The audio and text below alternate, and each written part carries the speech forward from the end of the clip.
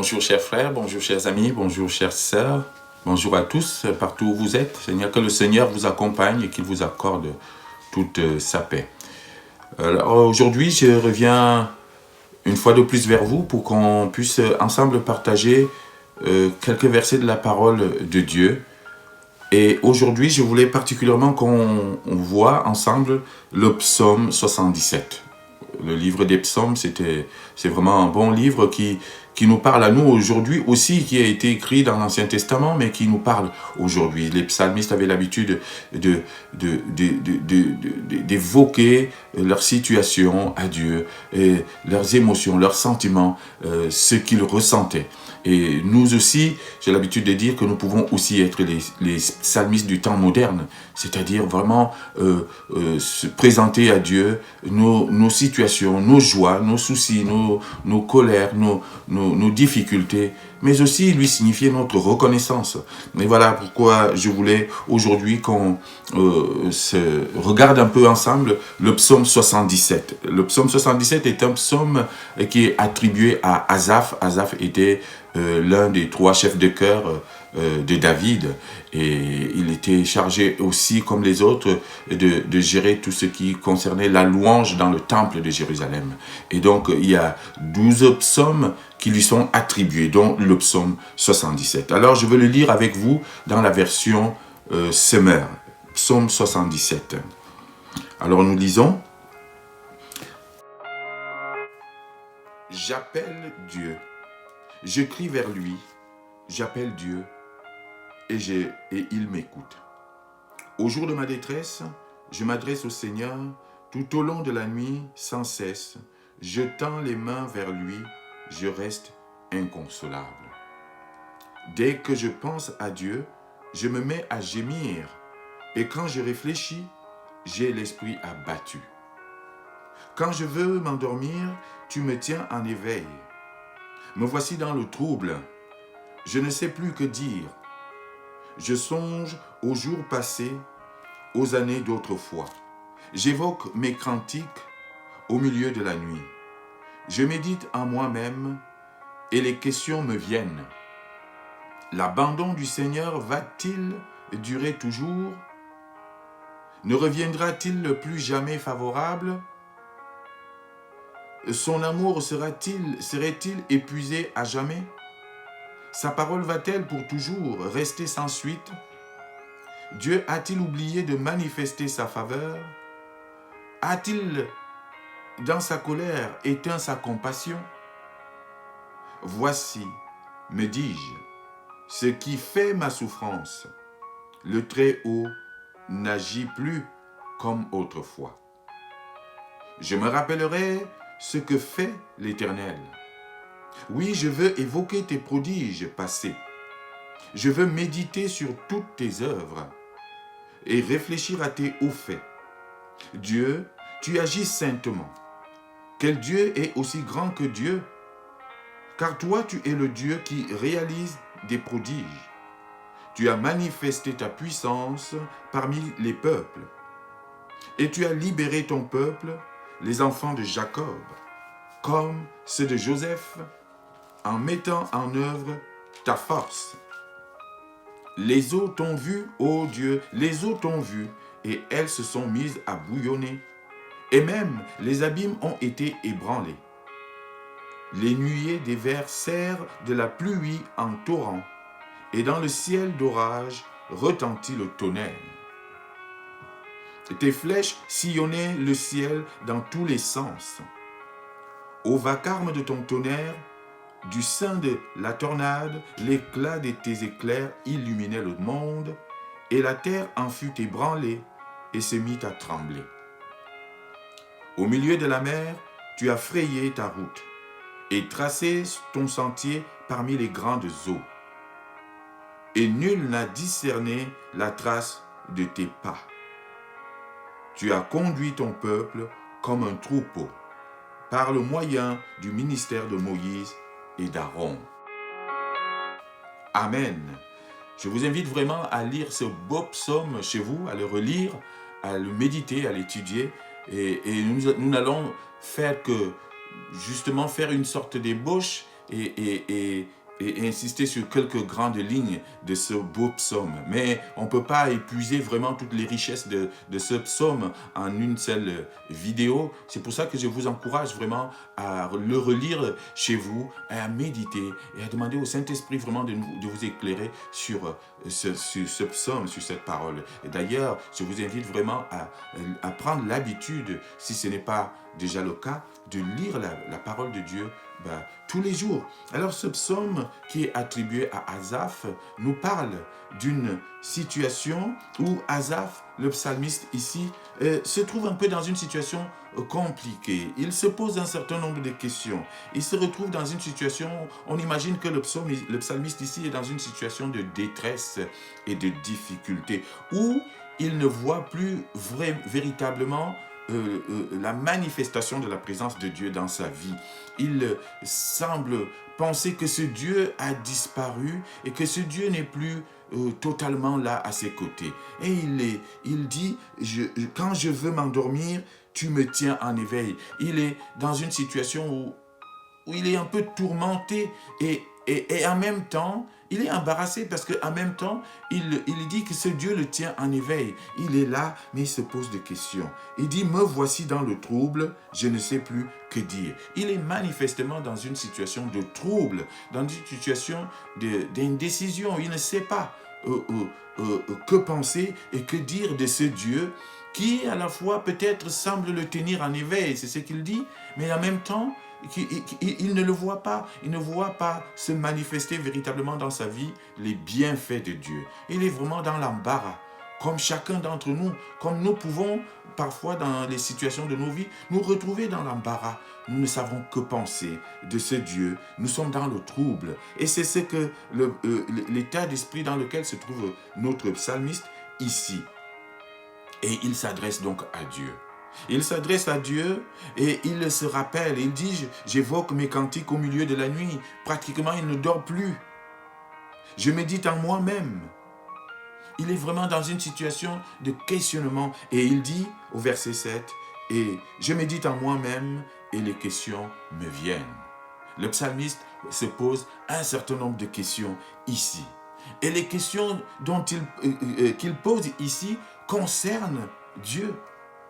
Qu'est-il devenu ce Dieu? Est-il vraiment là encore pour lui? Et il a le sentiment que ce Dieu l'a abandonné. C'est ce qu'il dit au verset 8. L'abandon du Seigneur va-t-il durer toujours? Il a le sentiment que ce Dieu n'est plus favorable, ne lui est plus favorable. Il dit, ne redeviendra-t-il plus jamais favorable? Au verset 9, il s'interroge sur l'amour de ce Dieu. Son amour serait-il épuisé à jamais? Voilà les questions qu'il se pose. Il s'interroge sur la valeur de la parole de Dieu. Est-ce que cette parole va rester sans suite? Il a le sentiment que la parole de Dieu, les promesses de Dieu dans sa vie sont restées sans suite. C'est grave, c'est incroyable de penser cela. Au verset 9, il dit, sa parole va-t-elle pour toujours rester sans suite? Voilà le sentiment que Asaph a dans sa vie. Verset 10, Dieu a-t-il oublié de manifester sa faveur? Il va jusqu'à penser que Dieu a oublié de lui manifester sa faveur. Tellement il est en détresse, tellement il est dans des situations compliquées. Dieu a-t-il, dans sa colère, éteint sa compassion? Il pense vraiment que Dieu, la colère de Dieu est en train de s'abattre sur lui et que cette colère, oui, a fini par éteindre la compassion de Dieu. C'est qu'il dit, en somme, au verset 11, il dit, voici, me dis-je, ce qui fait ma souffrance. Il est vraiment dans la souffrance. Il exprime sa souffrance, son état, l'état dans lequel il se trouve. Ce qui fait ma souffrance, c'est quoi? C'est que le Très-Haut n'agit plus comme autrefois. Voilà ce qui fait la souffrance d'Asaph. Voilà ce qui fait sa détresse, qui cause sa détresse et son trouble. Il a le sentiment que le Très-Haut, Dieu le Tout-Puissant, n'agit plus pour lui comme il le faisait autrefois, comme il le faisait auparavant. Voilà le trouble de Asaph. Voilà ce qui cause sa détresse. Et ce questionnement m'a interpellé. Cette série de questions que Asaph pose ici, et cette situation dans laquelle il se trouve, m'a interpellé parce que cela me rappelle la situation par laquelle, les situations par lesquelles nous pouvons passer, nous aussi, dans nos vies. Il m'est arrivé de passer dans des situations de trouble, de détresse, de souffrance, où je me posais les mêmes questions qu'Asaph ici, où je me disais, mais Dieu m'a abandonné. Où est-il? Et c'est le genre de questions qui nous rappellent aussi les questions que le psalmiste pose dans le psaume 42. Où est donc ton Dieu? Je suis dans la souffrance, je suis dans la détresse, je suis dans le trouble et j'ai le sentiment que je ne vois pas ce Dieu se manifester. Et voilà, notre psalmiste pose ces questions. Il est vraiment dans un questionnement. Et lorsqu'il veut dormir, Dieu le réveille, Dieu le tient en éveil. Pourquoi? Et c'est la question que je me suis posée. Pourquoi ces questions? Et pourquoi Dieu tient le psalmiste en éveil ici? Quand je veux m'endormir, verset 5, tu me tiens en éveil. Alors que je suis dans le trouble, et je ne sais plus quoi dire. Si Dieu le tient en éveil, c'est parce qu'il veut le conduire quelque part. Dans son trouble, dans sa souffrance, dans sa détresse, dans le sentiment d'insécurité qu'il exprime. Et à travers toutes ces questions qu'il se pose, Dieu veut conduire Asaph à quelque chose. Et cela me mène à dire, chers frères et sœurs, que si vous êtes dans la situation d'Asaph aujourd'hui, et nous savons tous que nous passons tous par ces moments-là de doute, des moments où on a l'impression que Dieu nous a abandonnés. Et si tu es vraiment dans cette situation-là, où tu te poses des questions, où tu es tourmenté, où tu es troublé, où tu n'arrives pas à dormir, où tu te demandes si Dieu t'a abandonné, c'est peut-être parce que Dieu veut te conduire à quelque chose. Ce n'est jamais pour rien. C'est parce que Dieu attend quelque chose de toi. Et il faut que tu déclenches quelque chose. Dieu veut déclencher quelque chose en toi. Et si tu aujourd'hui, tu as le sentiment aujourd'hui que Dieu est silencieux dans ta vie, c'est parce qu'il veut que tu parles. Voilà ce que nous pouvons penser de ce psaume ici. Si tu as le sentiment que Dieu n'est plus là, qu'il t'a abandonné, c'est parce qu'il veut provoquer quelque chose en toi. Dieu n'abandonne jamais ses enfants. Il est là et nous ne le voyons pas. Parce que nous focalisons sur le trouble qui nous prend. Parce que nous focalisons sur la souffrance qui nous atteint. Parce que nous focalisons sur la détresse par laquelle nous sommes en train de passer. Et du coup, nous ne voyons plus le Dieu qui est là, tout près, à côté, prêt à intervenir. Et il te pousse à ce questionnement, comme Asaph, pour que justement, tu comprennes quelque chose. Il te dit, c'est Dieu aujourd'hui, mon fils, ma fille, tu as le sentiment, comme Asaph, que je t'ai abandonné. Tu as le sentiment, comme Asaph, que je ne te suis plus favorable. Mais si tu as ce sentiment, c'est parce que je veux que toi, tu parles. Si tu as le sentiment que Dieu est silencieux dans ta vie, c'est parce qu'il veut que tu parles. Oui, chers frères et sœurs, c'est ce que je voulais qu'on comprenne tous aujourd'hui. Quand tu as le sentiment que Dieu t'a abandonné, comme Asaph nous dit au verset 8. Quand tu as le sentiment qu'il ne t'est plus favorable, verset 8 encore. Et quand tu as le sentiment que son amour est épuisé, verset 9. Quand tu as le sentiment que sa parole reste sans suite, verset 10. Et qu'il a oublié de te manifester sa faveur, verset 10 encore. Quand tu as le sentiment que dans sa colère, il a éteint sa compassion, verset 10 encore. Bref, si tu as le sentiment, comme Asaph nous dit au verset 11, que le Très-Haut n'agit plus pour toi comme autrefois.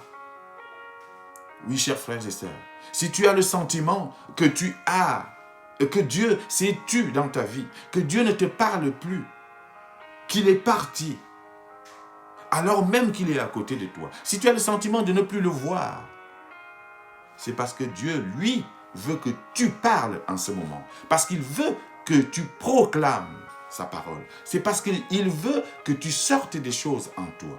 Dieu veut que tu proclames ces hauts faits. Dieu veut que tu parles.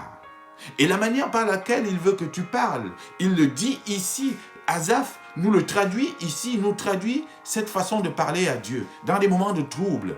Il s'est posé des questions, il a eu des doutes par rapport à la présence de Dieu, mais il va prendre une décision, Asaph. À partir du verset 12, il va donc parler. Parce que c'est ce à quoi Dieu voulait le conduire. Parce que quand tu as le sentiment que Dieu est silencieux, c'est parce qu'il veut que toi tu parles.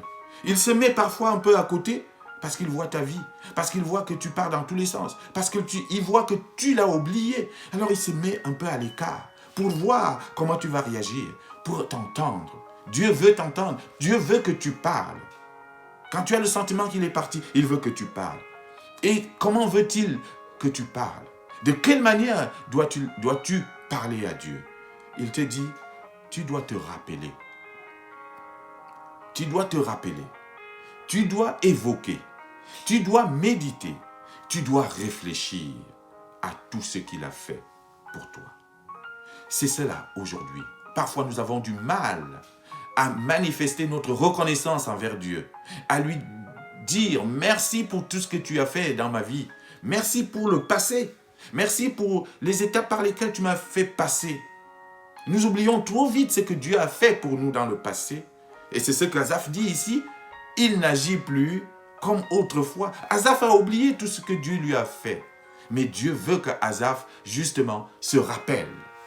À partir du verset 12, il va dire « Je me rappellerai ce qu'a fait l'Éternel. » Voilà là où Dieu voulait l'amener. Dieu voulait l'amener à ce qu'il se rappelle de ce qu'il a fait. Dieu voulait amener Asaph à se souvenir de ses hauts faits, de ses bienfaits. Voilà pourquoi Asaph a eu le sentiment que ce Dieu n'était plus là. Dieu était en train de lui dire, pendant que tu te plains, pendant que tu te plains de ton sort, pendant que tu es en train de te lamenter, tu as oublié ce que je t'ai fait hier. Tu as oublié les bienfaits que je t'ai accordés hier. Tu as oublié l'œuvre que j'ai accomplie dans ta vie hier. Mais avant de te plaindre, pense d'abord à ce que je t'ai fait. C'est ce que Dieu veut pour nous aujourd'hui. Toi qui te plains, toi qui te lamentes, toi qui es dans une situation difficile, et c'est vrai, on passe par des moments difficiles. Et nous exprimons tous cette compassion vis-à-vis de ceux d'entre nous qui sont dans la difficulté. Mais plutôt que de penser à te lamenter, à te pencher sur ton propre sort, Dieu veut d'abord une chose, c'est que tu lui sois reconnaissant. Il veut que tu te rappelles de ce qu'il a fait. Voici ce qu'il lui dit, ce qu'Asaph va nous dire à partir du verset 12. « Je me rappellerai ce qu'a fait l'Éternel. » Voilà ce que Dieu veut que tu dises. Il veut que tu te rappelles de ce qu'il a fait pour toi. Dieu veut que tu évoques ces miracles passés, les prodiges passés dans ta vie. Et ici, tu regardes bien, Dieu a accompli des miracles dans ta vie. Mais parfois, nous oublions trop vite, parce que la vie va trop vite et nous sommes happés par ce qui va venir après. Mais Dieu dit, arrête-toi un peu. Évoque les prodiges que j'ai accomplis dans le passé. Dieu veut que tu médites. C'est ce qu'il dit au verset 13. Asaph va dire, je veux méditer sur toutes tes œuvres. Dieu veut que tu médites sur ses œuvres, ce qu'il a fait et ce qu'il fait encore. Parfois, on ne voit pas ce qu'il fait parce qu'on est trop focalisé sur notre propre souffrance. Alors qu'il fait des merveilles dans ta vie, alors qu'il t'accorde plein de choses. On se focalise sur on a une page blanche, mais on se focalise juste sur la petite tache noire qui est sur cette page. Non, Dieu veut que tu vois toute la page blanche. Il veut donc que tu médites sur ses œuvres. Je veux méditer sur toutes tes œuvres. Voilà ce qu'il dit au verset 13, Asaph. Dieu veut aussi que tu réfléchisses sur ses hauts faits. Asaph dit, je vais réfléchir sur tes hauts faits. Et Dieu a fait de grandes choses dans ta vie. Si tu regardes bien, si tu prends le temps de méditer, si tu prends le temps de regarder en arrière, tu verras les merveilles que Dieu t'a accordées. Alors tu pourras lui dire merci Seigneur et tu pourras lui signifier ta reconnaissance. C'est d'abord cela qu'il veut. Dieu veut que nous soyons reconnaissants. Nous continuons à lui demander des choses en oubliant d'être reconnaissants pour ce qu'il nous a fait. Et voilà peut-être pour ça pourquoi parfois il se met à côté et dit mais où va-t-on? Tu me demandes de donner encore. Est-ce que tu m'as déjà remercié pour ce que j'ai fait? Et c'est ce qui va se passer pour Asaph ici. Il va donc se rappeler. Donc quand Dieu se tait dans ta vie, c'est pour que toi tu parles. Il te laisse la parole, parle, proclame, déclare tout haut les bienfaits dont j'étais comblé dans le passé. Je dirai tout haut. Je dirai tout haut ce que l'Éternel a fait pour moi, nous dit un cantique. Oui, quand Dieu se tait dans ta vie, c'est pour que tu dises tout haut ce qu'il a fait pour toi, ce qu'il fait pour toi en ce moment et ce qu'il fera. Parce que pourquoi Dieu veut qu'on se rappelle? Pourquoi Dieu veut qu'on se souvienne? C'est parce qu'il veut qu'on comprenne que s'il a fait ces grandes choses dans le passé de ta vie, il les fait aujourd'hui et il les fera encore. Dieu veut que tu gardes toute ta confiance en lui. Et de ne pas te lamenter lorsque les souffrances arrivent, lorsque les difficultés arrivent, et de commencer à paniquer et à penser qu'il n'est plus là. Il dit, rappelle-toi de ce que j'ai fait, cela te servira à tenir ferme au moment de la difficulté et te permettra de dire, s'il a fait hier, il le fera aujourd'hui. Parce que ce Dieu, il est le même hier, aujourd'hui et demain. Voilà pourquoi Asaph va se rappeler. Il dit, je me rappellerai ce que fait l'Éternel. Dieu veut que tu te rappelles de ce qu'il a fait dans ta vie. Et c'est ça, cette manière de parler qu'il veut voir en toi. Plutôt que de pleurer, plutôt que de te lamenter, Dieu veut que tu te rappelles d'abord et que tu lui sois reconnaissant et qu'à partir de ce souvenir, que tu comprennes que s'il a fait hier, il le fera aujourd'hui et il le fera encore plus demain pour toi. Parle à Dieu. Ça veut dire, souviens-toi, rappelle-toi de ce qu'il a fait. Parle à Dieu. Ça veut dire, évoque ses œuvres maintenant. Parle à Dieu. Ça veut dire, médite ce qu'il a fait dans ton passé. Parle à Dieu. Ça veut dire, réfléchis sur ses hauts faits. Alors oui, non seulement tu lui seras reconnaissant, mais en plus, lui, il reviendra de plus belle pour te donner encore et encore. Voilà ce que le psaume 77, entre autres leçons et entre autres enseignements que nous pouvons tirer de ce psaume, il y en a tellement d'enseignements à travers ce psaume. On ne peut pas tout épuiser encore une fois à travers une seule vidéo, mais entre autres, ce qu'il veut nous faire comprendre ici, c'est que si parfois nous avons le sentiment qu'il est à l'écart, qu'il nous a abandonnés, Dieu n'abandonne jamais personne et je veux vous rassurer là-dessus, mais parfois, nous-mêmes, nous ne le voyons pas parce que nous restons focalisés sur nos souffrances. Si donc parfois tu as ce sentiment que Dieu s'est tu dans ta vie, c'est parce qu'il veut provoquer en toi quelque chose. C'est parce qu'il veut que tu parles. C'est parce qu'il veut que tu proclames tout haut les bienfaits qu'il t'a accordés. Parce qu'il veut que tu te rappelles de ce qu'il a fait dans ta vie. Parce qu'il veut que tu médites sa parole. C'est parce qu'il veut que tu réfléchisses à ses hauts faits. Et alors il reviendra. Et il te donnera encore et encore. Et là, à partir du verset 14, c'est ce que Asaph va faire. Il va se rappeler de ce que Dieu a fait pour le peuple d'Israël. Il va se rappeler de la puissance de Dieu, parce que quand on oublie ce qu'il a fait, on a parfois tendance à oublier que nous avons un Dieu tout-puissant. Et c'est pour ça qu'il revient sur le passé, il dit, souviens-toi. Ce n'est pas pour justement rester focalisé sur le passé, mais c'est juste pour puiser la puissance de Dieu qu'il a manifestée dans ton passé et te servir de cette puissance et pour redire, aujourd'hui, comme il a fait hier, il est aussi puissant aujourd'hui et il pourra agir encore pour moi. Demain, Asaph va se rappeler de la sortie du peuple d'Israël de l'esclavage égyptien et des bienfaits et de la puissance que Dieu a manifesté lors de cette sortie d'Égypte. Dieu a ouvert la mer et le peuple d'Israël est passé à pied sec. Il a manifesté là sa puissance. Dieu a accompagné son peuple pendant 40 ans dans ce désert en le nourrissant, en envoyant la manne du ciel, en l'abreuvant, en faisant sortir l'eau du rocher, en les accompagnant, en les épargnant des morsures de serpents, sauf au moment où ils lui ont été désobéissants, etc. Et encore, lorsque ils ont subi ces morsures de serpents, il a amené le serpent d'airain, il a dit à Moïse, fais-toi un serpent d'airain pour que ça serve de guérison au peuple. Donc ce Dieu a conduit son peuple tout au long du désert. Il a ouvert une route dans la mer. Il a tracé un chemin dans cette mer des roseaux pour faire passer son peuple. Il a conduit son peuple, c'est ce qui nous dit le verset 21, comme son troupeau, il a conduit son peuple comme un troupeau, comme un berger qui conduit son troupeau. Voilà ce que Dieu a fait et Asaph ici donc se rappelle de cette puissance de Dieu qu'il a manifestée en conduisant son peuple dans le désert. C'est cela que Dieu voulait provoquer chez Asaph. C'est pour ça qu'il l'a tenu en éveil. Et chaque fois qu'il était en trouble, Dieu lui dit, mais ne dors pas, réfléchis, médite, rappelle-toi. Et alors tu verras la bonté de l'Éternel, tu verras la puissance de l'Éternel. Et tu sauras, à travers ce souvenir de ma puissance et de mes œuvres passées, que je suis présent encore. Et que même lorsque tu as le sentiment que tu souffres, je suis à côté de toi et je suis prêt à intervenir. Voilà ce qu'il voulait provoquer chez Asaph et qu'il veut provoquer chez toi. Aujourd'hui, toi qui te morfonds, toi qui as peur, toi qui trembles, toi qui es dans la souffrance, toi qui penses que ce Dieu est parti et t'a abandonné, Dieu te dit, pose-toi une minute, rappelle-toi de ce que je t'ai fait hier. Tu as été malade il y a quelques années, gravement malade. Je t'ai guéri et te voici debout. Alors, ne tremble pas. Une fois de plus, lorsque tu es malade aujourd'hui, rappelle-toi de ce que j'ai fait hier.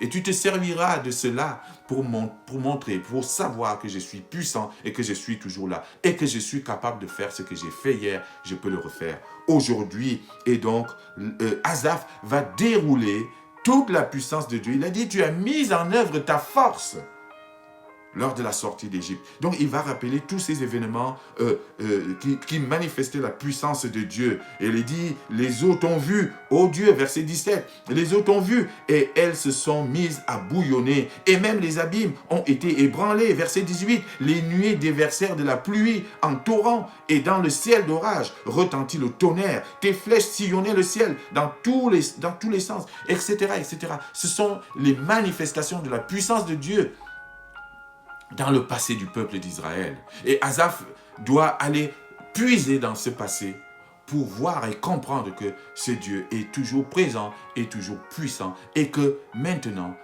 il va agir pour lui et qu'il ne l'a pas abandonné. Oui, le passé de Dieu dans notre vie nous sert pour justement aujourd'hui comprendre que ce Dieu est toujours là malgré les difficultés et il est prêt à intervenir. Nous avons juste une chose à faire, à l'évoquer et à lui être reconnaissant pour ce qu'il a déjà fait dans notre vie. Et il continuera à agir pour nous. Oui, Dieu a frayé un chemin dans le désert, dans la mer. Dieu a conduit son peuple comme un troupeau. Aujourd'hui, nous avons un bon berger en Jésus-Christ. Lui aussi, il te conduit. C'est lui le bon berger, c'est ce qu'il a dit dans l'évangile de Jean. Je suis le bon berger. Il te conduit, il conduit ce troupeau. Il le conduit de manière paisible. Il te conduit vers des eaux paisibles. Il t'amène auprès des verts pâturages pour que tu puisses te nourrir. Et c'est ce berger-là qui nous conduit. Et ne l'oublions jamais. Et si aujourd'hui tu as peut-être le sentiment que tu es sans berger, que tu es une brebis égarée, invoque le nom de Dieu. Rappelle-toi du passé de Dieu dans ta vie. Rappelle-toi de ce qu'il a fait. Médite, réfléchis sur ses œuvres. Alors oui, Jésus-Christ, le bon berger, sera là. Il n'est jamais loin. Il est là, il t'attend à bras ouverts. Et il te conduira comme Dieu a conduit son peuple dans le désert. Il te conduira au bon endroit. Oui, si tu as le sentiment, et je finirai par là, qu'aujourd'hui, Dieu s'est tué dans ta vie. Comme ici Asaph au début de ce psaume. C'est parce que Dieu veut que toi tu parles. Vous savez, chers frères et sœurs, parfois Dieu se tait dans nos vies pour nous écouter. Dieu se tait dans nos vies parfois pour nous entendre. Alors, parlons-lui. Souvenons-nous de ce qu'il a fait dans notre vie et proclamons tout haut ses bienfaits plutôt que de nous plaindre, plutôt que de rester sur notre propre sort et de nous lamenter. Proclamons tout haut ce que Dieu a fait dans nos vies. Que le Seigneur vous accorde paix, joie et qu'il se manifeste véritablement dans vos vies et que vous puissiez proclamer ces hauts faits. Gloire à Dieu. Que le Seigneur vous bénisse. Amen.